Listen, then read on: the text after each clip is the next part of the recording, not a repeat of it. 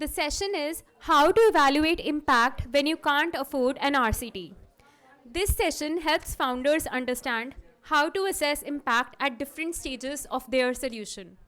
Learn how to choose the right evaluation methods, practical, realistic, and aligned with decision making, not just reporting. For that, I would like to invite our incredible speaker, Prerna Mukherjee. Prerna Mukherjee is the founder of Outline India, building data systems that help the development sector understand conditions at India's last mile. Outline operates an independent field network across 95,000 plus villages, enabling real time rural insights for funders and institutions. She holds a master's in economics from Boston University and a bachelor's degree from Kirorimal College. To further guide the discussions, I would like to invite our moderator, Anna Agarwal. Anna Agarwal is a fellow at the Sustainable Futures Collaborative, focusing on India's energy demand transition and long term low carbon pathways. Her work spans research and policy engagement across energy and climate institutions in India. She holds a PhD and a master's degree from MIT and an undergraduate degree from IIT Delhi. Let's have a huge round of applause for both of them.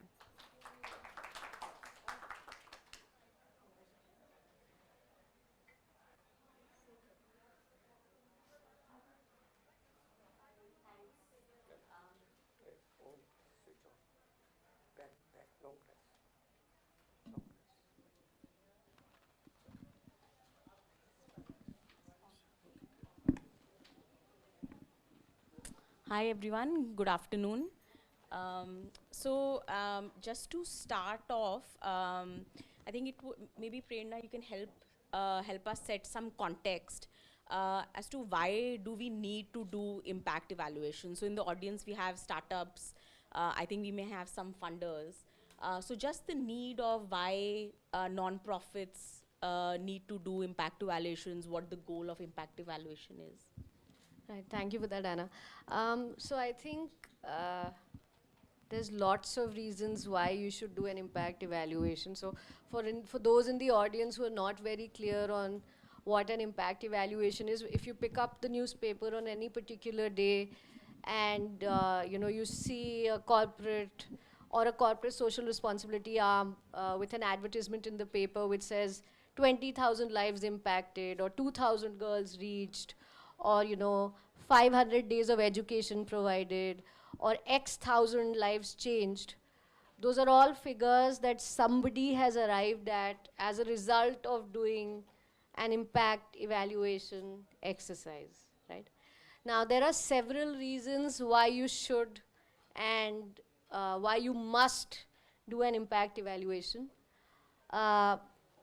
In very practical terms, if you're able to demonstrate, Anna, that there has been tangible impact as a result of the work that your not-for-profit has done, or you're able to show, it's like a proof of concept, right? So if you're running a tech company, a startup, an NGO, or a social enterprise, which could be a for-profit company, if you are able to attribute change because of your program, now that could mean, and again, I'll take a couple of examples. If you're saying, oh, these kids in this government school are faring better in their class 5th exams because of the work my NGO has been doing. And that could be, teachers training, or that could be after school, classes for these kids. And I've been doing these workshops for these teachers, or I've been doing these after school classes for these kids for the last 3 months. And this is school A, and there's another school B which was doing equally bad or equally worse as school B. And now because of 3 months of my work, and everything, nothing else has changed. No additional money, all other conditions have stayed the same. But as a result of my after school classes, these kids are now faring better as their class 5 exam. I am able to attribute that delta, or I am able to attribute that change in performance of these kids, or performance of these kids because of the teachers trying harder in class, for example. Now that is what we can refer to as, an impact evaluation exercise, right? Why must you do it?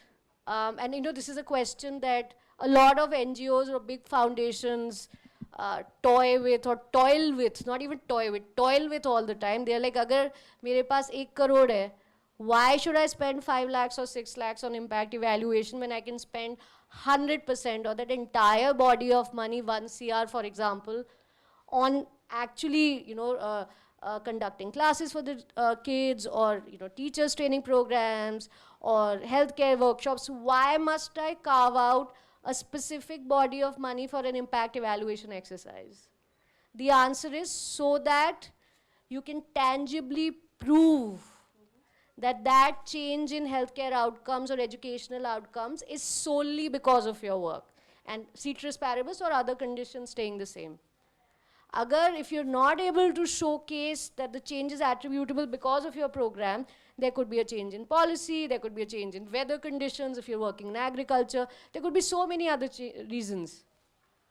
But if you're able to showcase to your funder, and this is where it gets practical, guys, if you're running a startup, if you're running an NGO, at some point you'll have to go out there and raise the next round of money, or you'll have to go seek philanthropic funding, or you'll have to go out to CSR guys and say, listen, fund my program. If you're able to take to them these third-party impact metrics, and for simple reasons, you can't do this impact evaluation yourself. Of course, very, very small organizations do engage in impact evaluation exercises themselves, Anna. Or in fact, all young startups or all young NGOs collect some numbers along the way themselves.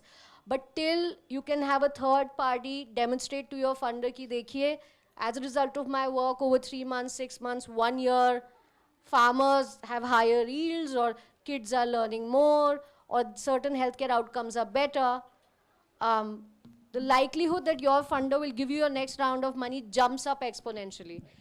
And of course, in the last couple of years, the government of India has made impact assessments mandatory, etc., right? So why must you do it? To tangibly prove impact, and practical side is to get your next round of funding. Can you elaborate on that part? That was interesting, that that certain governments have made impact evaluations mandatory. I mean, so under the CSR Act, government first said that if you're making X amount of money as a corporate organization, you must set aside 2% of that, for creating social value on the ground. So the government's point of view was कि अगर you're using natural resources, if you're hiring people, if you're making profits, doing providing goods or services, or you're an FMCG company, etc., type of company doesn't matter, but if you're making profits beyond a certain point, why don't you give back? So giving back sort of became, or creating social value has become mandatory as per certain compliance laws. And now within that, if you're touching a certain amount value of money, then you're allowed to set aside I think it's under if it's 50 lakhs, under that a certain value of money for impact assessment. Okay. So then that body of money sort of helps you tangibly measure impact. Assess impact of the way you are using your money socially. Yes. So this is interesting, and you said a number of sort of the keywords which I hope we can unpack through this conversation about change that can be attributable to the program, absent any other things that would be changing, right? And so these are some of the technical terms that I'm sure startups that are looking to do impact evaluation probably struggle with every day, about how do you make the impact attributable to the particular intervention, or draw some kind of, as the technical term goes, causal linkage between the intervention and the impact that you are seeing. So Prerna, can you give examples of some couple of commonly used methods to do impact evaluations, particularly the ones that non-profits can engage with? Do you want me to touch upon what an RCD is, Anna, just in case, or is everybody here familiar with what an RCD is and what are the issues with it, because that's why we're all here. Okay, maybe I can spend. Yeah, sure. Okay, so randomized control trials started out a long time ago from a very different concept. So earlier, if you, the word trials was attributed to the field of medicine early on, that, if you had this medicine that could cure a certain disease, Group A would be given that medicine, and Group 2 would not be given that medicine. And let's say both Group A and Group B were suffering from a certain healthcare condition. Now, after a couple of weeks or a certain number of days, if people in Group A had started recovering, all things staying the same, and Group B people continued to have that ailment or continued to suffer from that healthcare disease, it was fair to say ki acha ji, Group A people are recovering because of this medicine that was given to them, right? And then this concept was taken forward and brought down to the field of policy making and economics, wherein we started saying that Group A will be the treatment group. We'll give them the product, the policy intervention or the service, and Group B, we will not give them the policy intervention, will not give them that product or not give them that service, right? And this came to be known as very simply RCT, or a randomized control trial, where you would have a treatment group and a control group. By treatment, you mean you're giving them the treatment. Control matlab unko wo product, service ya intervention nahi mil raha hai, right? And now, RCTs became very, very famous across the world after Abhijit Banerjee and Esther Duflo and Michael Kremer got that Nobel a couple of years ago. And at least in the field of, development and not-for-profits, and to some extent social enterprises and socially driven startups thought that RCTs was the end-all, the be-all of it, and that RCTs was the only way forward if you wanted to tangibly demonstrate impact, ya fir tangibly be able to attribute impact to your work, right? Now, I've been doing this for a very long time, Anna, and so have you. And while RCT is a very, very powerful way of attributing impact, there are so many other ways that one can do so, right? And again, at no point am I saying that RCT is not the best way forward, but I am saying that RCTs can be impractical on a lot of different days, right? Why are they impractical? Number one, how do you find a control group to everything, right? Under real world circumstances, how do you find people living in village A exactly the same as people living in village B? The topography of the village could be different. It could be possible that village A's people of higher caste, better access, better knowledge, better education. People in village B, different caste, lower caste, limited access to certain resources, not as educated, etc., right? Even though their healthcare indicators are the same, can you compare village A and village B? No, you can't, right? So that's a very big issue with RCTs, finding a comparable group, right? Number two, RCTs are intense. They require power calculations, which basically in simple words means big sample sizes, or in most cases, the sample has to be big enough to be able to, again, say ki acha hai, bhaiya iski wajah se impact hua hai, ya iski wajah se nahi hua hai. Now, if you're a not-for-profit or a social enterprise, I mean, even the bigger foundations don't want to spend more than 5 lakhs, 6 lakhs, 10 lakhs, 15 lakhs. So a young enterprise or a not-for-profit will certainly not have the money to spend on an impact evaluation. So that's a very big limitation of an RCT. I mean, there are large sample sizes, also the need to do a baseline, end line. So you have to, if you're surveying, you have to at minimum do 2 rounds of survey as part of RCTs. Right. And then again, I think for most RCTs, you need a fair period of time. आपको 2 साल चाहिए, 3 साल चाहिए, 4 साल चाहिए, 5 साल चाहिए. But I mean, most people sitting here, or in fact, 100% of you sitting here, coming from not-for-profits or young entrepreneurs or social enterprises, do you really have 2 years or 3 years or 4 years or 5 years? No, you don't. You have a couple of months, a couple of weeks. You won't even have a whole year to attribute change to your work in most cases, right? So, so time, money, and then of course there's an ethical, issue behind it, right? Ki aap Group A randomly gets those teacher training courses, and Group B or School B is randomly not getting that medicine or not getting that fertilizer or not getting that training session.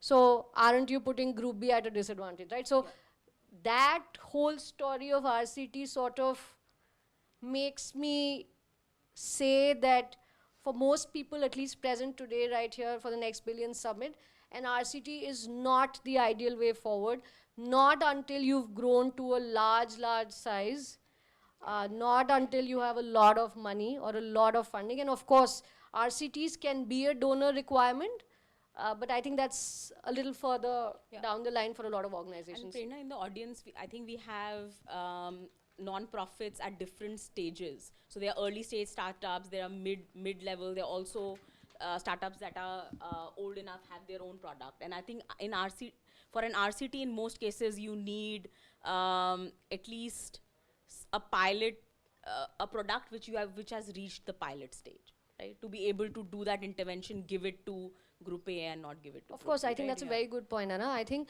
your product has to have reached a certain degree of maturity for you to spend that kind of effort, time, money on, right? And again, I don't want to say RCTs require perfect world conditions, but in a way, yes, they do. They require your product to be fairly mature, you largely know कि ये तो चल ही रहा है, otherwise it really doesn't make sense for you to spend those 2 years or that quantum of time and energy on doing a randomized control trial, setting up a control group, doing a treatment group, all of that, yes. So for this audience, what would be some of the other methods that you would recommend they can consider for impact evaluations? I think, very, very simple stuff, and I'm going to be slightly non-technical. I think there are lots of participatory research methods that exist, right? And we call them dipsticks, we call them RAP or rapid assessments. And, there's a number of ways of doing some of these. For example, figure out where you want to do your teachers training program. And I'm just taking two very simple examples of, providing a healthcare service, a health camp, or a teacher's training, or some after school classes, because a lot of these education and healthcare interventions look like this. Aap jaiye, you identify where you'd like to roll out. For example, you identify Ajmer in Rajasthan, right? And then you say, acha, ab now Ajmer, Rajasthan, these are the districts, these are the blocks. Let me go to these, again, based on convenience sampling. You're not even being very, very academic. You don't have to produce a paper out of this, right? So you don't have to be very academic. You don't have to go into census data. You don't have to have very good reasons for why you're going in for the villages you're going in. But you go into the village, you figure out who the sarpanch is, you get the necessary permissions, you tell them कि मेरे पास एक teachers training program है जो मैं चाहता हूँ या चाहती हूँ, I want to test it out in your village, so I just want to have a conversation with some of the people in your village, right? And I think the best thing about Indian villages continues to be that you go to the village center, you reach there around 11 or 12, you will find a bunch of people who are smoking bidi or chilling or just playing cards, and they will give you the time that you need, right? So you go to the village center, you sit down, and you start having a very open-ended conversation with them, right? And this is called participatory research because it's not top-down. You're not forcing your research methodology on them, Anna. You're sort of looping them into the whole process of research. By that I mean that as you figure out ki karna kya hai is village mein, or as you figure out your status quo, by status quo we mean present conditions, you are talking to the people, right? And village chabutra or the village center where you find these people, you can sit down and maybe even do a hand-drawn map, that acha, these are the clusters in the village, this is where the highway is. And why highway? Because it will help you understand access, how well connected the village is. And then you do the bigger landmarks. Where is the school? Where is the PHC or the public health center? Where is the sarpanch's office? Where is the dukan? Where is the block office? Right? Where does the sarpanch live? Right? And you can sort of plot all of that. We've also done exercises where, these were water-based interventions. So we asked the field staff, we asked the villagers, ki, acha, how many water points exist in your village, right? So they would say, acha, itte hand pump hai, ya itte kuएं hai. And again, in India, caste, variables such as caste are very, very important. So you'll have the lower caste staying far away from water points and the higher caste perhaps staying closer to the water point. And this is a very specific intervention that I'm talking about. But yes, sit down, have a conversation with the village elders, ask them where the primary school is, go have a conversation with the headmaster, understand what he or she thinks about conditions in the village. आप उनसे पूछिए कि अच्छा school में हालत कैसी है, या ask them about the primary healthcare center. Does the doctor come to the primary healthcare center? Is your sarpanch an active sarpanch or is he an acting sarpanch, right? Does he really spend the resources assigned to him on the village or on some random activity, right? What has the development in the village really been like? What are the other factors affecting the village? Is there an issue of a land mafia? Or are there no jobs? Or somebody will tell you, oh, the climate has changed so much कि हमारी फसल नहीं उग रही, right? So having a very open-ended conversation as you make an entry into the village can be a very, very good starting point of figuring out your baseline or your status quo without actually doing a survey, right? So participatory research is, I think, one right on top for me. If I can move forward, I think mixed method is a very good way of moving forward in a slightly non-technical way, but mixed method का मतलब क्या होता है? It's qual plus quant.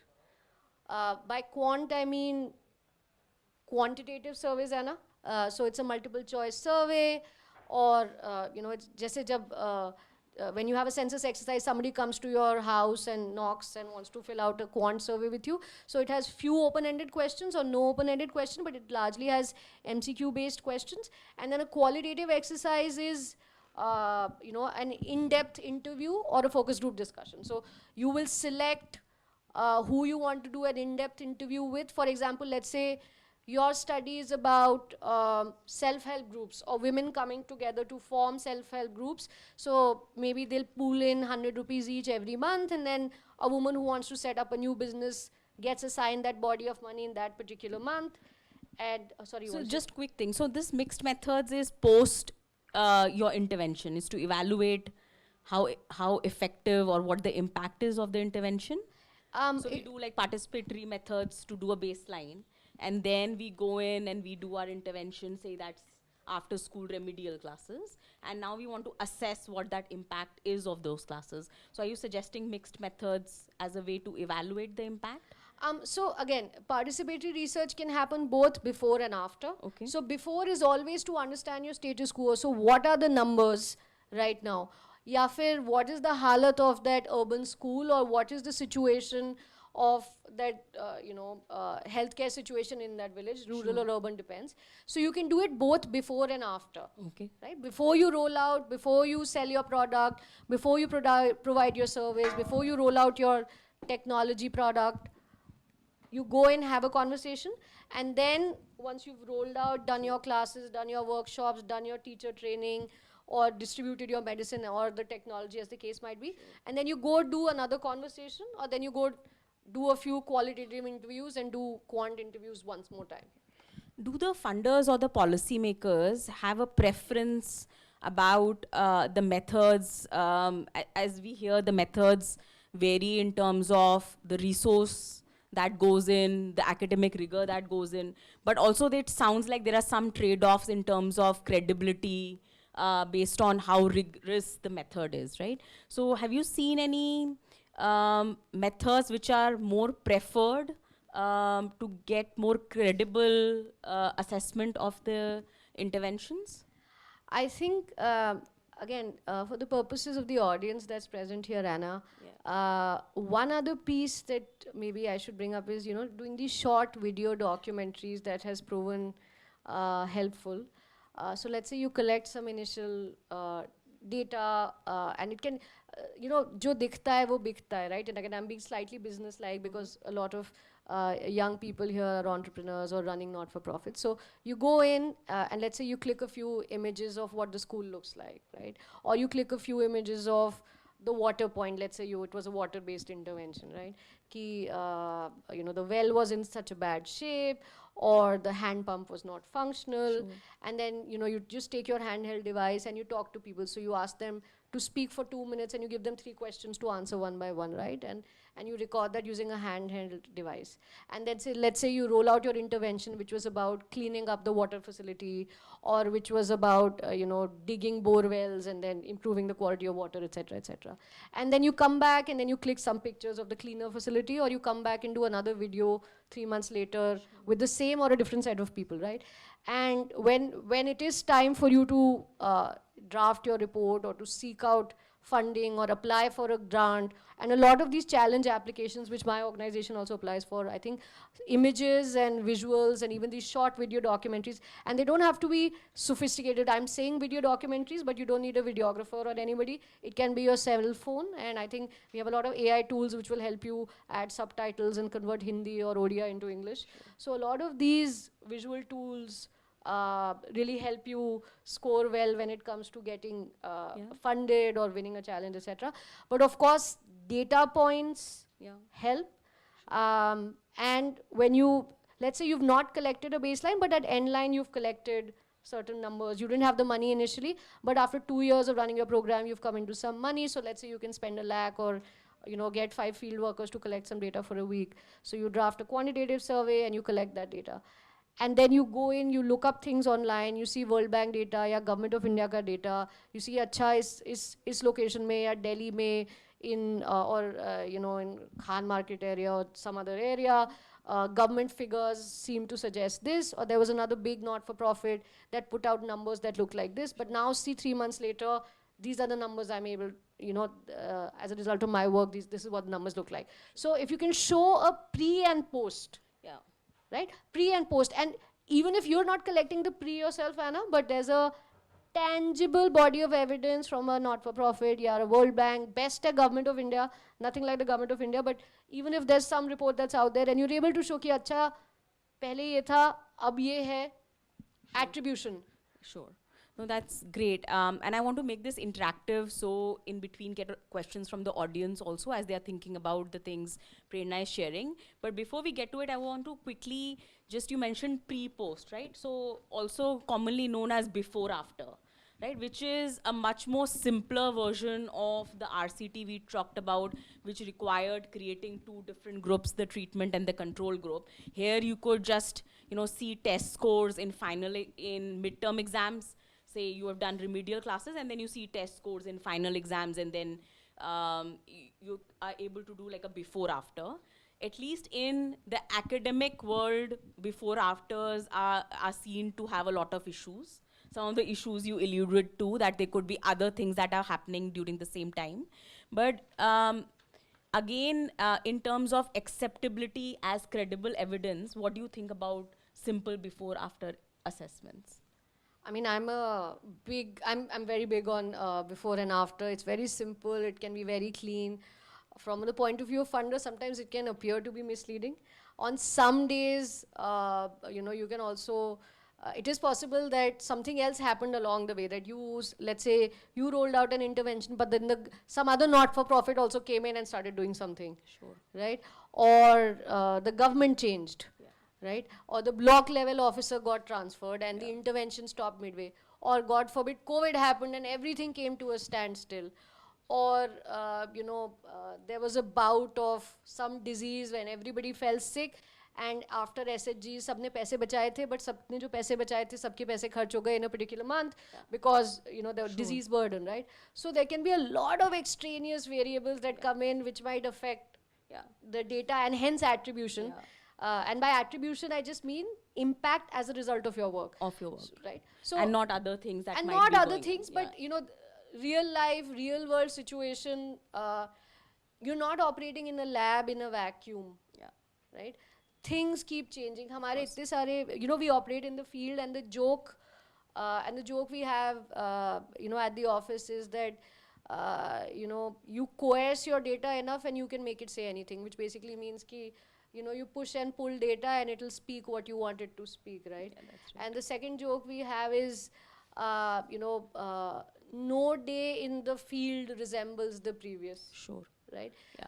Something or the other will go wrong, something or the other will change. Completely. So no RCTs can even control for the unknown unknowns, right? Absolutely. So, I mean, I think I can, for every RCT, and we've done, I think we've done some 700-800 evaluations till now, Anna. And I think usme percentage of RCTs we've done is maybe 10%. 10%. And how much of that was the demand from US academic researchers? Mostly academic research, and some of it was, of course, academics plus government. Okay. But in the government, it was some policies that had been rolled out at scale, and the government wanted to attribute, and there was a lot of money, and this is policy work that had happened for a bunch of years. But those examples don't apply to the audience here. So, I mean, again, go for pre-post, go in and have a conversation, click some pictures, record some videos, do some simple quant surveys. You don't even need agencies to do this for you. Find a local college or a local school. hire 5 kids, train them for 5 hours, 2 hours, 3 hours. Everybody has cell phones these days, or you can give them cell phones if it's a rural area. Program a simple Google survey form, or there are lots of simple digital survey tools. Get your data in. That's great. Yeah. At this point, we can take some questions from the audience. Yeah, so I'm a participator design researcher working in the applied field, so this is all like delightful to hear about, fantastic. One question I have is I noticed that we've sort of, there's this like numerical supremacy. Everybody believes that numbers are like the more real thing. And I wonder what your experience has been like in like combating that frame and poking at the assumptions that go into it, and sort of like showing maybe or like exploring other ways to sort of expand the funding people and people in powers, their imagination and understanding of this space. For instance, like, you know, thinking of impacts, if you had a project that's going to take a long time, and then, like, you know, the fact of measuring, you might be doing, like, measuring too early if you're measuring in numbers. Yeah. But if you're doing qualitative sort of, you know, a description, you can maybe say, here are some indicators along the causal linkage which are necessary, and, like, you're able to do things like saying, like, we're sort of fertilizing the soil instead of just, like, waiting for the plant to grow. Like, you know, you're sort of creating conditions for future success. Love to hear about what you've experienced there. Again, when we, I think that's an amazing question, and I'm with you on that. I think a lot of academics and think tanks have the expectation of a paper at the end of the evaluation or the exercise, right? And papers by default, in my experience, require power calculations, which in turn imply sample sizes and quantitative numbers, and qualitative becomes sort of secondary, if not tertiary. Right? So for the longest time, and I think even today, most academics or a lot of academics now have started coming to the field, but maybe 5 years ago, academics would outsource a lot of their activities, and they wouldn't, you know, it was tough to get through to academics and think tanks and say, acha, you know, what's working in theory may not work on the ground. So even if your survey is 2.5 hours long, you know, that's a problem in the field. That's a big problem, and you'd be surprised how many academics do very, very long surveys, right? But I think the good news has been that in the last couple of years, people have started acknowledging and understanding that it is good to understand the story behind the numbers, or trying to understand why the figures look like they do. And if they are to launch something at scale, on a lot of days when we go in and do a pilot for them, which is a pilot basically means that you're testing the survey tool out, we'll go in and have a few conversations with the people in the field to understand if we are on the right track. And it's a lot of those open-ended conversations that also help you identify the gaps in your quantitative survey tools. So for example, for a lot of mixed method studies, I mean, you know, it can be a sequential piece wherein it might mean that you run your quant piece and then you're doing your qual piece. So your qual is sort of helping you understand if your quant and qual are speaking to each other. And in, you know, in some cases you're doing both parallelly, so that, you know, you want to see that if at the end of the exercise the findings from your quant are matching with your qual. But I think over and above that, in the last couple of years, people have become big believers of participatory research. I think it's also become slightly fashionable, and a lot of technical terms have come along the way. For example, HCD, or human-centered design, which is not much else, you know, other than using drawings or show cards, or again, bringing in people into the whole process of research. And I'll try and explain what HCD is in simple terms. For example, when we did a lot of Swachh Bharat mission work, you were trying to encourage rural people to start using toilets, or you know, build toilets, or trying to make people understand why safe hygienic practices are important, right? And so we did this exercise at the Kumbh Mela, wherein we had these show cards, or images of, you know, a clean toilet and a not so clean toilet, boiled water and water from the well, right? And we would go up to people and say, acha, these are 6 cards, ye utha ke, what is your reaction? What is the word that comes to mind, right?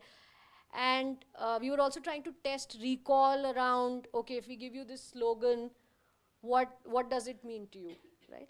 And again, a lot of these techniques are increasingly being used across the country as we test out products, as we test out services. And in fact, a lot of impact funds that are funding social enterprises that are tech-driven or non-tech-driven, or and social enterprises which have an impact component, but you know, there's a profit that's part of the story. They care about qualitative work quite a bit, because their point is, I am already getting quant figures from my app. I know why the user is buying this or not buying that. I know what sort of users are logging in to see these videos on social outcomes. But what I don't know is, why is this subgroup not using my app? And in that case, we'll sort of go in and do a qualitative exercise, which is a group discussion. We'll gather around a bunch of people who started using the app but then dropped off, or are intermittent users of the app, right? So in a lot of these cases, I think qualitative research methodology is actually trumping quant numbers. That's I think quite interesting to hear. That's happening with a lot of tech product companies, agri-tech companies, Anna. Okay, Yeah. that's great. Any other question? I think, yeah. Am I audible? Wrong question though. Okay, so when we say impact figures, and all of us sitting in this room are some way connected to the development sector, and the figures, like you open any website and the impact figures that you see there is like really, really convincing. I have not seen any NGO that has not written like 20K people this thing, or 20 lakhs of students taught. To be honest, you touch upon this point that you like push or pull the data and you get this thing, and not even at a single place that we have figured out that there is a negative data or there are negative inferences, which is practically not possible. Like if there is a program, there are 50-50% chances that it can be a success or a failure, right? So I want to understand from the perspective of a data accountability. Like one, it's up to the user or the organization to like make it open or not. But what do we have certain frameworks or matrices to like kind of reaffirm those claims that are there, or like anything? Just I'm just putting a thought across, if there is any. And another one from this accountability and the transparency perspective, that why and how this, even the negative data, that how the visibility can be improved so that like genuinity of that can be figured out. Very good questions. Let me answer the second one first. It's probably easier. I think some organizations, I mean, so there have been a lot of interventions which don't work out, you know, and it would be amazing if organizations can publish data that, you know, I tried this fertilizer, or I devised this new product, or, you know, this video that would teach kids, but kids performed at the same level. But I don't think it's the shame behind it, but people again publicly don't want to accept failure. And again, I think there have been several organizations that have tried to get other organizations, and especially not-for-profits and foundations, to share data or reports around something that did not do well, so that the others don't go out and repeat it. But that's not happened at a community level. And even for academics, right? I mean, if they find no impact attributable to their intervention, they will not go ahead and go through the hassle of.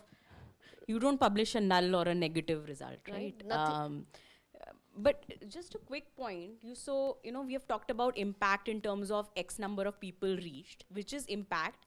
But the other, I think when we're talking about evaluating interventions, it's not just about number of people reached, but it is the intended impact in terms of like numbers. So for example, if I talk about education and you're doing remedial classes, so it's not about just X number of schools reached, but what was the incremental change in test scores or learning ability or writing ability, whatever is the target of that intervention, what was the improvement as a result of that program, right? And so the other way, other more, I would say, rigorous way of evaluating impact would be, and what funders and policymakers sometimes look at, is that you have X amount of money and you can only give it to, say, one non-for-profit in education, right?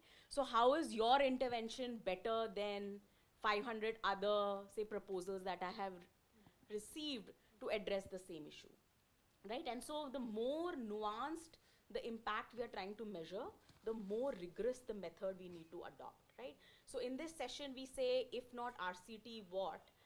And we have talked about some of the methods like, videos, and that can also help sort of tell your story. But if you're really looking to compete, then you need to go into more quantitative, more rigorous methods. There are other methods other than RCT. Maybe we can touch upon that a little bit. So the impact story can be told in many different ways, and it needs to be more rigorous the more competitive environment you're getting yourself into. Right. I mean, I'm with you on that. And I think you asked about there are lots of standardized tests that exist which tell you कि इसको ऐसे ही measure करना है, इसको ऐसे ही score करना है. That exists for healthcare outcomes trials, that exists for how kids learn in school numeracy, literacy. And there's very standardized ways of, for example, it's called EGRA, Early Grade Reading Assessment, right? So it tells you how kids are reading all those scores. But I think you were trying to say that a lot of not-for-profits and organizations will say, oh, 2 lakh lives impacted, and is there any standardized way of checking on those figures or saying whether those numbers are legit? No, there isn't. I think a lot of those numbers are used for publicity, and I think at the end of the day, if a funder, if it's a relationship-based funding, then those numbers don't matter. If it's based on actual figures, then the funder will order an evaluation done through a third party such as us or others, right? And the funders will also visit the field or will go to your classrooms. They'll make unannounced visits, or they'll have an expensive consultant sitting to make sure that you're doing what you're supposed to do, right? So there will be ways of impact auditing. And again, impact audit can be defined by different funders in very different ways. Like you said, Anna, for some it can be the reach. So I care more about spread to 5 states or 500 villages or 200 villages. While for others it might be, I come from this village in Haryana, and for example, we did something for the DLF Foundation, Mr. KP Singh's foundation. He comes from a certain area in Haryana, and he had a very specific need that I want to give back to this specific area. So we had to go very deep in terms of understanding education, health, sports, jobs, all in a very localized way, right? So there is no one saying that spread across 500 is greater than working in one specific area. No, that's not the case. You can change the landscape of a specific area, region, colony, sector, locale, and no one can say, "Acha, iska impact isse zyada tha." That's not a fair comparison. All right. Any other questions in the audience? I'll take one more, and then, if time permitting, we'll come back. Hi, myself Sohani. So basically, I wanted to understand one thing. I am very interested in impact evaluation and communication, and I believe that if we talk about the social impact organizations that are working, there's a lot of gap between the impact that is created and the impact that is actually evaluated and communicated. I'm not talking about, I'm just talking about the organizations that are working at the grassroots and how the impact communication is still not structured and organized. So I'm still like a very young professional working in the field and still a student learning. So I wanted to understand from you if if a student community startup can be made for the social impact organizations who are in need of these, impact evaluations and communications. So like I wanted to understand how is the way to go about it. So let me clarify. You're saying how can a group of students or young community organization contribute towards impact being communicated more effectively? Exactly. Right? I think, I was just having this conversation with my team yesterday that our social media, we barely use social media, we barely have any followers, barely have any likes, right? Or we seldom update our website. In fact, there's some amazing organizations who haven't updated their website in 2 years. I'm not vouching that that's the right way forward, but I think it's a question of capacity and it's a question of focus, right? Like a lot of founders, you will see them all over LinkedIn, webinar to webinar, stage to stage, university to university. And then there'll be other founders who will not have a social footprint, but they are IPOing maybe. It doesn't mean that that founder is better than the previous or the former is better than the latter, right? I think it's a case of focus. You have finite time, limited energy, bandwidth. And I'm with you, communicating impact is super important. It leads to better outcomes, learning. It also helps with business development. So there's a very significant case for it. And I'm pretty sure if you go to any organization and say, oh, can I get an internship on the communication front, wo aapko de denge, because organizations are always short-staffed on that front. So is there a need? Absolutely, yes. Are impact organizations doing enough to communicate impact? No, they're not. So like, can something be built upon it, and is it really meaningful? Do the organizations really kind of need that? I think so. I mean, if somebody asks me how you should go about Instagram, I don't know how you make field work cool. I mean, I think fieldwork is super fun. You learn, you travel with your colleagues, la la la. But I don't know how to make fieldwork look cool on Instagram. But if there's a student organization that can help us do that, we'd love to learn from them. So I think a related, the question I had was for a non-profit looking to do an impact evaluation. If you want to sort of independently do it without hiring a third party, what kind of materials or help do they have out there to sort of design this, implement this themselves? You did mention some standardized tests that are available. So but I think for the purposes of a lot of social enterprises and not-for-profits here, I mean, I think today if you just use some AI tool and tell it what your constraints are, what you're doing, I think it can spit out some very good survey questionnaires and even tell you what frameworks to use. It will also help you draft a survey questionnaire or even code it on a digital data collection platform, no? So sorry, I'm going a bit tangential, but I think a related question is that in this world with more, technological approaches, AI, do you see an increasingly sort of reduced need for impact evaluation in terms of the traditional data collection that will be needed? I mean, I think, in fact, we're working with some AI companies and trying to study user adoption in the case of India. We're hopefully starting that very soon. But the answer to your question is no. I think India's developmental problems are still very, very, very, very, very, very fundamental. We have a big case for solving for literacy, and we've not come close to solving for it. I know that there's a bunch of edtech startups that are now getting embedded within the government ecosystem, VSK, and this app that's a master app at the school level, and you can see the infrastructure, and the teacher can click images of OMR sheets and grade the students real time, and all those super cool things are happening. But we are far removed from solving our fundamental problems in health and education. You still have grade 5 kids that can't read grade 1 or grade 2 text, right? So, and we are studying that at scale for the last 4 years. And even if you go to healthcare, you go to a primary healthcare center, Anna, you know this as well as I do, it's not in a very good shape. Your farmers, you're still a very agrarian economy, and we continue to do work in agriculture and livelihoods, and with climate change it becomes even more important. Landholding size is so low. So in-person data collection in the case of India, I don't think for the next couple of years it will go anywhere. People have come online, or at least male members have come online. But you go into rural villages, a lot of people still have basic Java phones, ya internet package nahi hota hai. But yes, smartphone adoption has gone up substantially.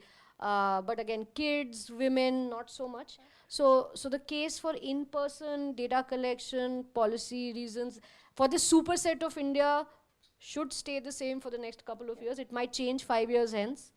Starlink gives us internet for free across the country. That might change things for us. But I think as technology improves, the need for in-person interaction will go up exponentially. I think as I've always, I mean, this is very personal, but I feel as technology solves for a lot of things, the need for in-person interaction goes up exponentially. Yeah, completely agree. And I don't think we do a very good job of digitizing most of our data. You need some basic baseline data across the country to be using different technological tools.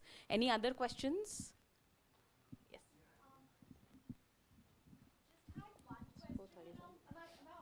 Yes, yes,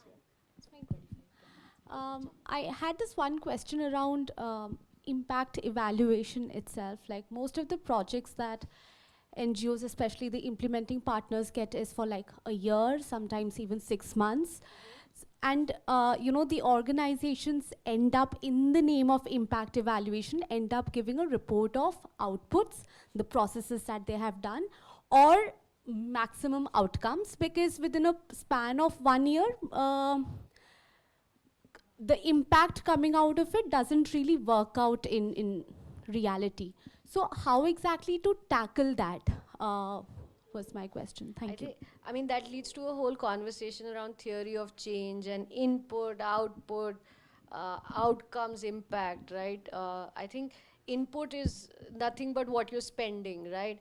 Output is what happens as a result of, right?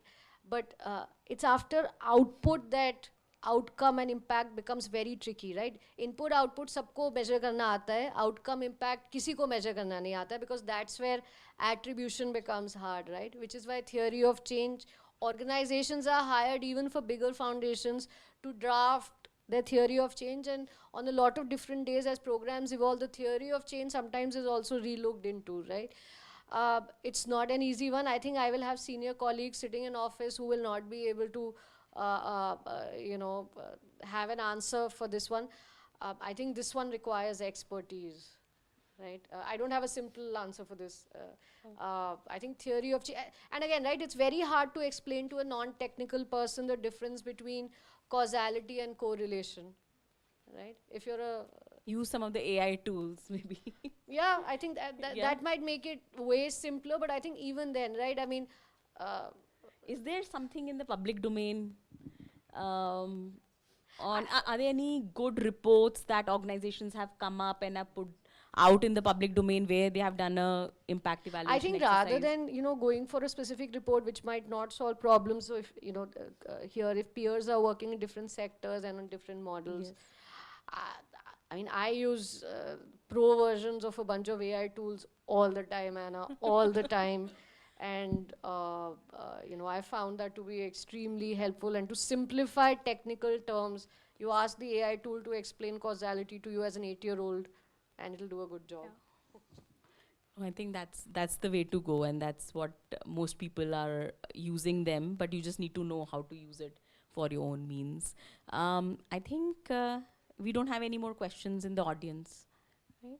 And I think we are out of time. So I would like to thank Prerna very much for telling us about demystifying the impact evaluation world for us, and hopefully the audience has a better idea of how to think about it in your own organizations. Yeah? And we are available after this panel if you have any questions. Thank you for that, Anna. And if you have any further questions, I'm very active on LinkedIn, or just drop me a message. Happy to help. Thank you so much, Prerna. Thank you so much, Anna. Can we have a huge round of applause for both our speakers?